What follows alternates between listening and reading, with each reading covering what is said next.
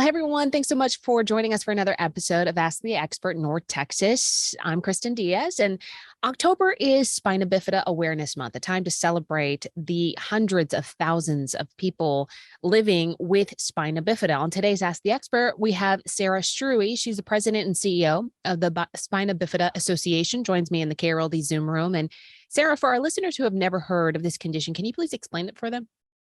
Sure. Spina bifida is a birth defect that occurs within the first 4 weeks that a woman's pregnant, so long before she even knows that she's having a child.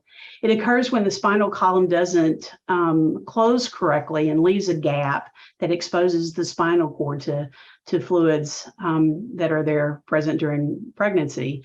And as a result, a person is born with a spinal cord injury. Yeah. And what kind of life can someone who's diagnosed with spina bifida have? Well, until the 1950s, people with spina bifida typically perished early in their life. But in the 50s and 60s, with the advent of a shunt and clean intermittent catheterization, actually people with spina bifida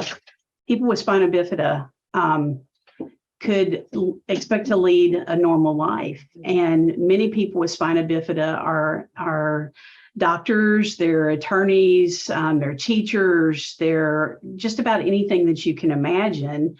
Some use wheelchairs to get around because they may not be able to walk. Others may be able to walk, but for the most part, they lead a pretty typical life. They have a lot of challenges, obviously, but they are smart and they're caring.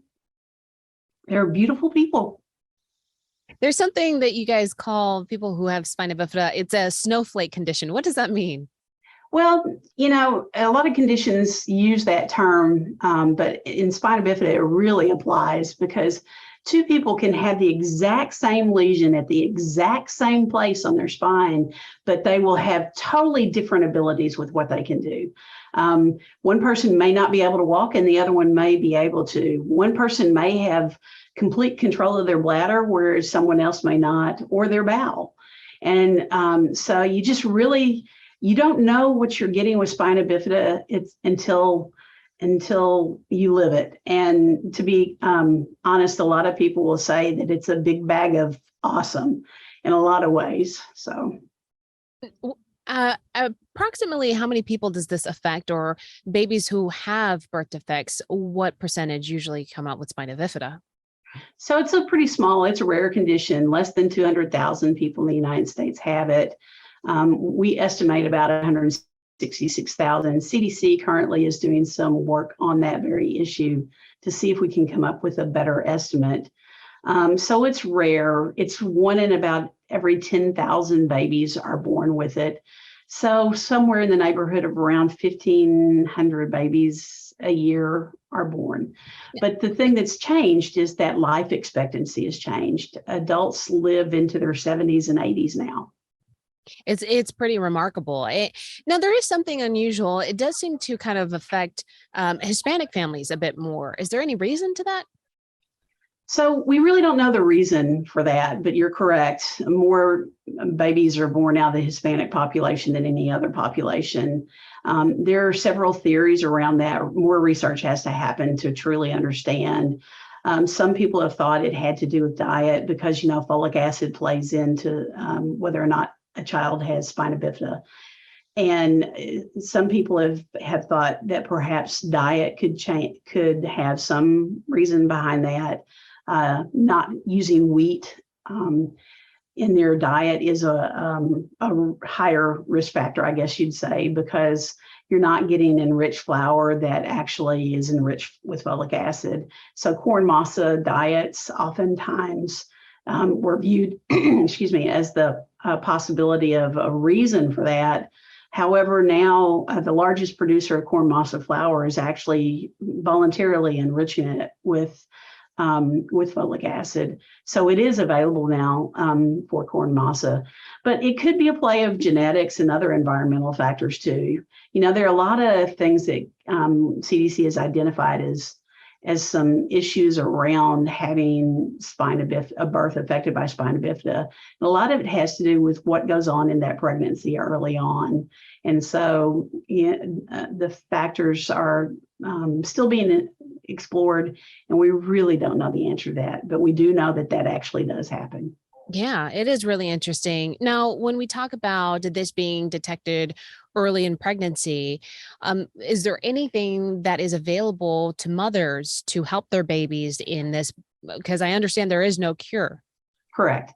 Well, with the advent of in utero surgery, we have seen different kind of outcomes coming for children who've received the surgery where their lesion is closed while they're still in utero. We do know that those children have fewer cases of hydrocephalus or are able to avoid shunting for longer periods of time. We also know that they may have a better mobility than kids who get the lesion closed after they're born. It's still not widely available and not really regulated yet, and we still don't know long-term outcomes for that. That's still being studied, but it is holding a little bit of promise. Another interesting fact, it seems we are in Mental Health Awareness Month as well. And we just had World Mental Health Day. Interesting fact I saw on your website were that kids and adults with spina bifida are at an increased risk of experiencing symptoms for depression and anxiety. What's behind that? Well, there are several theories about that. Part of it is isolation. A lot of times, as I said, it's a rare condition, so people can go for years without meeting somebody who has spina bifida. So they never see anybody who looks like they do, or has the same challenges, and that can be isolating. And if you live in rural communities where public transportation isn't easily available, then getting out of the house becomes a challenge for some people unless there's somebody who can take them someplace. If you're using a wheelchair primarily to get around, not everybody has access to cars that have been modified for them or has access to a bus that they can get on to go somewhere. So that means that people tend to be more dependent upon others for transportation, and that can be isolating. And there are some factors, spina bifida starts with brain development when the brain and spine are developing together. So there's not a lot known yet about if that development has an impact on mental health as well. And the other thing is trauma. To be honest with you, most people with spina bifida go through a multitude of surgeries before they're even in school. And then by the time they're adult, they may have gone through 20, 30, or 40 surgeries. And that kind of trauma with your body has a long-term impact on your mental health. Absolutely. As we speak about trying to connect people with others, a lot of our listeners right now, they're maybe learning something new or maybe actually feeling seen for the first time. How big of an issue is this for adults? Actually, we're talking a lot about just the babies and the that are yet to be born or pre kinder, that they're going through these difficult situations, but a lot of adults are living with spina bifida. So I think the biggest challenge for our community is the fact that there's a health crisis that no one knows about. And that's adults with spina bifida can't get the kind of care that they need as adults. As children, they go to children's hospitals that specialize in putting the patient first. And they're cared for by a multidisciplinary team of people who know all the things that can affect someone with spina bifida and pretty much how to treat them. And the hospital system helps them to be able to coordinate the care that they need, because it's a lot of care with a lot of different disciplines. When they transfer to the adult side of things, because children's hospitals can't see people after the age of 21 to 25, depending on the hospital system, and insurance won't pay if they go.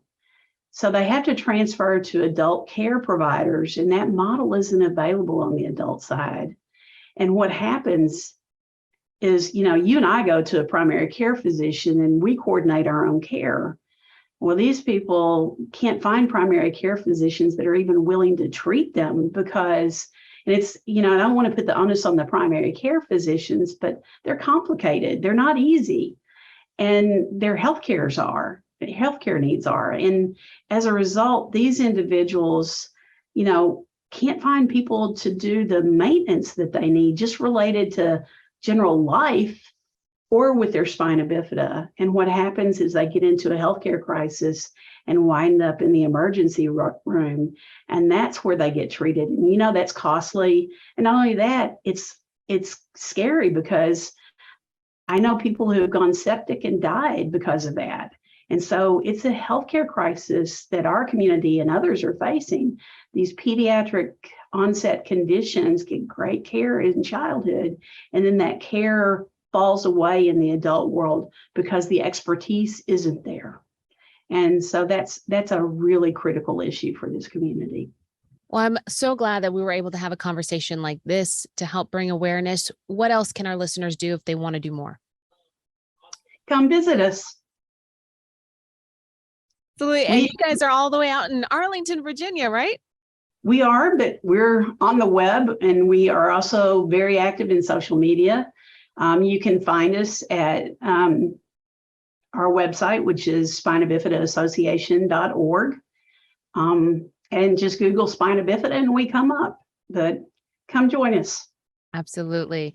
That is Sara Struwe. She is the president of the Spina Bifida Association. Thank you so much for your time today and letting us know a little bit more about Spina Bifida today. Thank you very much.